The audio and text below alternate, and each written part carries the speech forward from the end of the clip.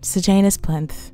What can I say about this man? So to start off with, I have a lot of love for Sejanus Plinth. Right off the bat, I think Sejanus, besides the children put into the arena, is one of the most unfortunate characters of the Ballad of Songbirds and Snakes. He's a district kid who came out of District 2, who is used to living a certain way of life and is thrown into wealth, and yet he has a serious case of survivor's guilt.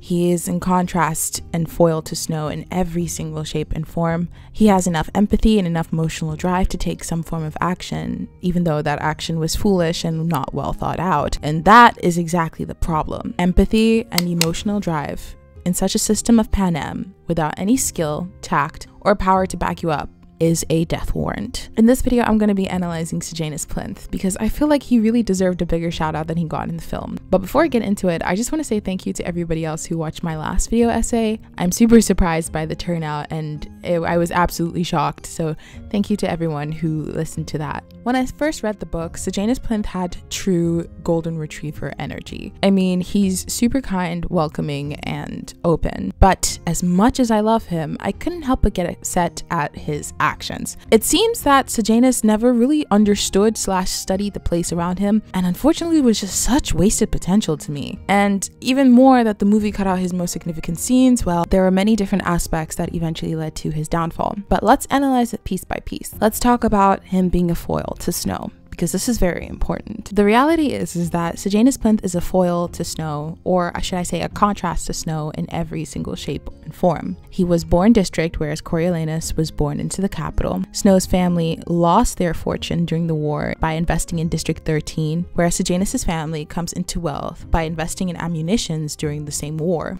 He has a close relationship with his mother, or Ma, as known in the books, who is a very strong figure in his life. Snow's mother died in childbirth. Because he has a close relationship to his mother, you can see that drive and emotional understanding is so prevalent in him versus in Coriolanus. He had a lot of empathy and humanity, and even during the times in the books when I was reading it, because you're in Coriolanus' mind, a lot of the times you actually become numb and somewhat forget how devastating the acts during the Hunger Games and preluding the Hunger Games are. Sejanus' voice would be that small voice of reason that would remind you just how serious this is. However, as much as Sejanus has some amazing characteristics, his biggest flaw was not being able to control his emotions. Now, the reason I wanted to analyze and contrast him to Snow is because of a theory that I think might be a reach, but bear with me. So I constantly used to wonder about Sejanus' parents' roles in his life when it comes to the capital, especially his father, Strabo Plinth. How is he just simply comfortable / okay with living in a new way of life in the capital and not secretly plotting to end this regime of the Hunger Games, even though they are themselves district? Strabo Plinth was very interesting to me because I really feel that he might have let down Sejanus by expecting his own child, who identifies as being district, to be able to adapt to a new way of life, even though that's not where they were originally from, and still facing discrimination for it amongst capital people.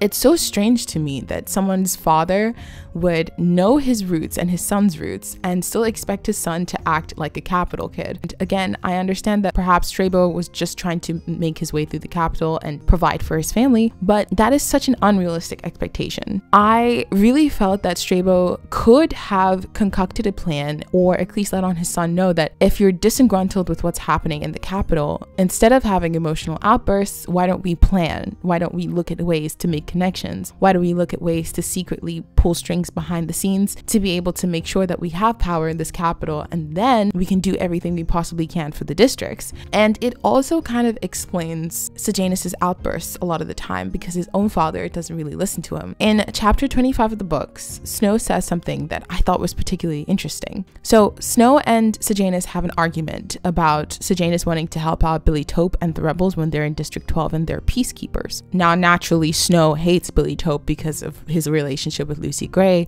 but also because he deems them as rebels. Sejanus tells Snow that he would not make any serious promises to the rebels, but he'll be willing to help them out as much as he possibly can. Coriolanus, as they're having an argument, he sort of notices that he's sort of taken the fatherly role for Sejanus, and I think that is so interesting. a lot of the times Coriolanus and Sejanus's interaction seems like that of a father and child. Sejanus being the child who takes a reckless action, and Coriolanus having to get him out of that reckless action and teach him some way to be able to think smarter, do things smarter, act smarter. And even Coriolanus in himself notices this in his own brain. And this just ties into what I was saying about his father's role earlier. I think Sejanus had also a very interesting attachment to Snow, not only because of the fact that Snow was his only friend in the capital, but also that there's this sort of weird fatherly relationship, or at least a sort of mentorly relationship between him and Snow. Now, I may be reaching here, but I think his attachment to Snow is a little bit more than normal. And when Snow eventually tells him that he sees him like a brother,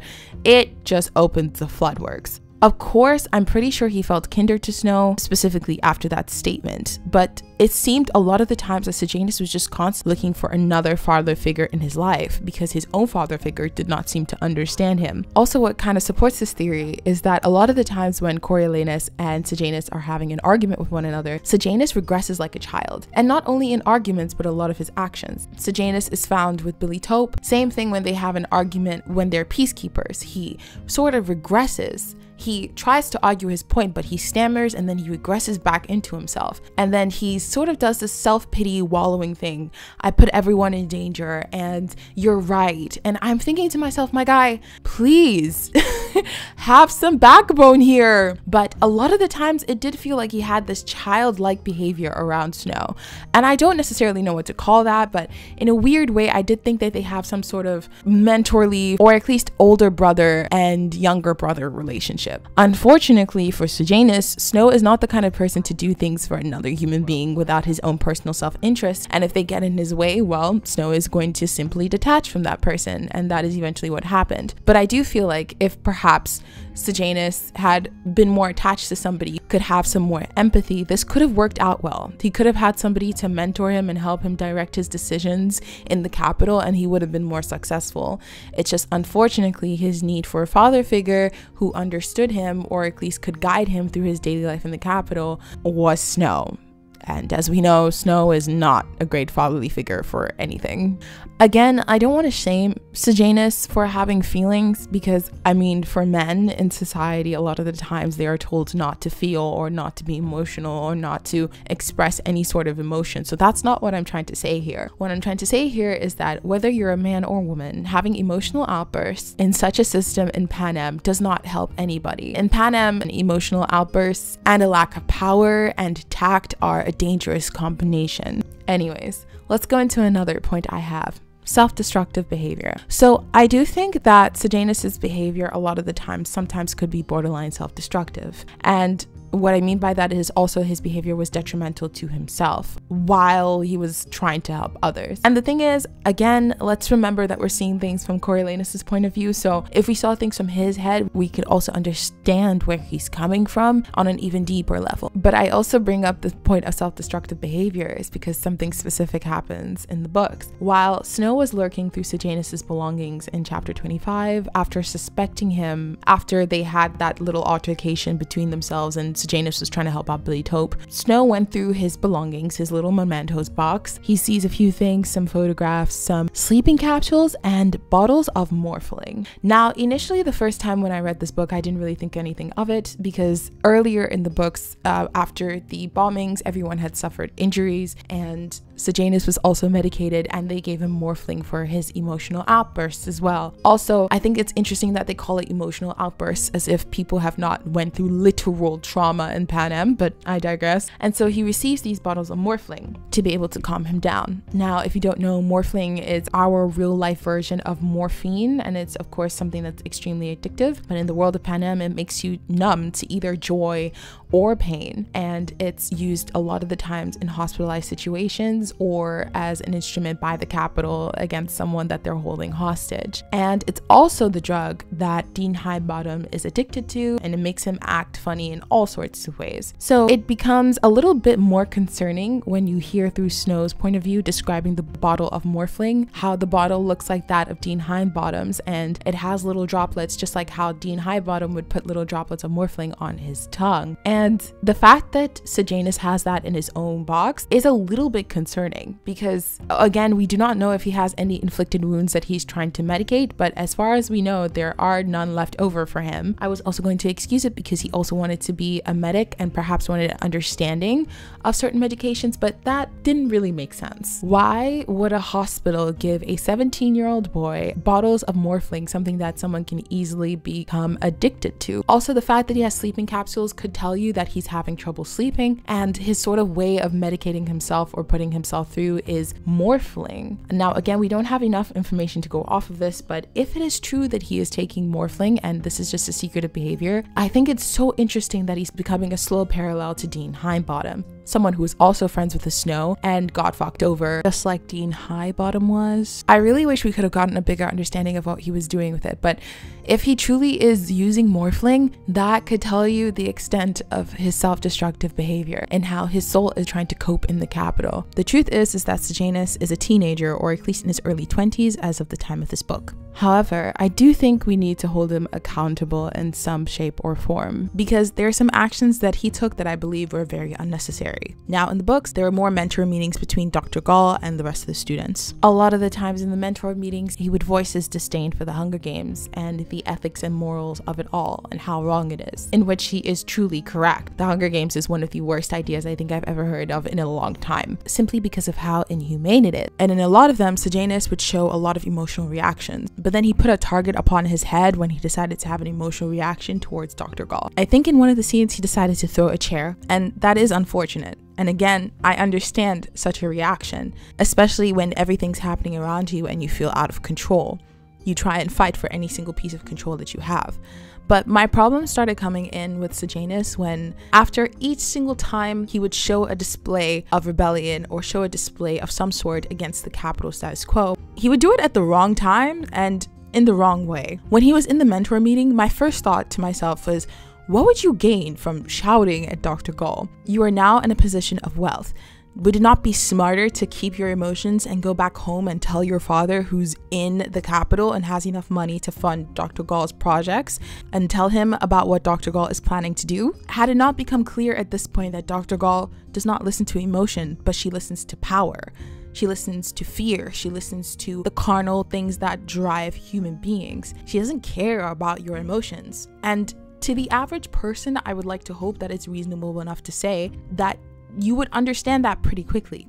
But Sejanus does not. And for someone who has so much emotional intelligence compared to the rest of his students in the capital, I was fairly surprised by this. And even this is something that Coriolanus was able to catch on quickly with the rest of the students. Now, of course, Coriolanus was not as extremely opposed to the games as Sejanus was, but even he realized to fear Dr. Gall, or at least in public. Now, we can argue for Sejanus that because he is district, his way of life has been completely different, and the way he's grown up is completely different. And perhaps their way of doing things in District 2 would be more to react. Whereas the capital, you're trained to be more subtle about things. So again, I can excuse some of his reactions. But my biggest disappointment with Sejanus was when he snuck into the arena. I truly thought that was a foolish move, and while I understand the emotional sentiment, I also think that Sejanus would not have been able to take such an action in the first place, or even think about such an action, if he did not have the privilege to do so. A lot of the times his family, and especially his father, buys him out of a lot of his problems, and I think at some point he sort of forgets how much privilege he has in being able to have any sort of emotional reaction or make such reckless decisions. And that's something that goes against him in my books as much as I love him. And this goes again into my second point. Empathy does not negate recklessness. A lot of Sejanus's behavior while in the right place and with the right emotion were reckless in the system of Panem. Now, I don't know if this is because we're seeing things from Snow's point of view, so I'm not going to fully judge Sejanus on this, or at least judge him so harshly.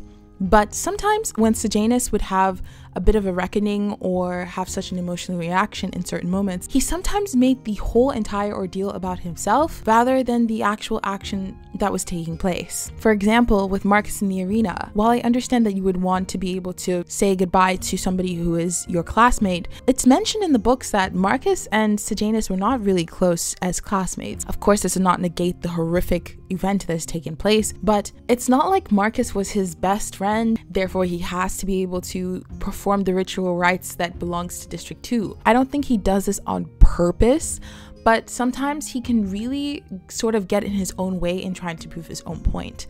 As much as you want to perform the ritual rites of District 2, that doesn't really help any of the tributes in the situation if you're so concerned about them. Sneaking to the arena doesn't do anything. Sometimes Sejanus was just not necessarily self-centered, but sometimes he could be so oblivious to things. He had such tunnel vision in the way that he felt, and he did not have the tact to be able to study his surroundings and know when it was appropriate or not appropriate to take certain actions. It's perfectly okay to have emotion and to show emotion, but it's another thing to take such reckless actions that you negate what you're trying to prove in the first place. Another person I wanted to pull up as a contrast is Peeta. Now, in comparison, Peeta and Sejanus are two completely different people, and my love for Peeta will never die. But the reality is that I feel like Peeta is a good representation of what I mean. He is in tune with his emotions, and he's more quote-unquote sensitive than the average person or the average man that you would see in the capital, which makes him so lovable. But at the same time, Peeta was smart enough to be able to play the game. He knew the importance of appearances in the capital. He knew the importance of being able to control emotions. He knew the importance of having to play the right way to be able to get what is needed in the capital. And I'm surprised that Sejanus Plinth does not display this quality. But I don't know, y'all. Am I being a little too harsh on my man Sejanus? Let me know down in the comments below. Also, I asked in my community tab how you guys felt about Sejanus and what your hot takes were. And personally, I agree with all of them. I think we get the general gist that Sejanus is a really kind person. And again, I hope this video did not take away from his good qualities. It's just he was really misguided and also took some not so great positions. But anyways, thank you guys so much for watching this video essay. I really appreciate it. Let me know if I should talk about Lucy Gray, because I have some very interesting opinions about her and the systematic abuse of her boyfriends, and also a general theme of women in Panem having to sort of give away their bodies or be in uncompromising positions despite being so young. It was one of my thoughts, but let me know down in the comments below if you guys would like to see that. Also, some of you asked about my outro song, and I'm making a new song, so I'll give you guys a little bit of a teaser in my outro. Tell me if I should drop it or not. Okay, bye!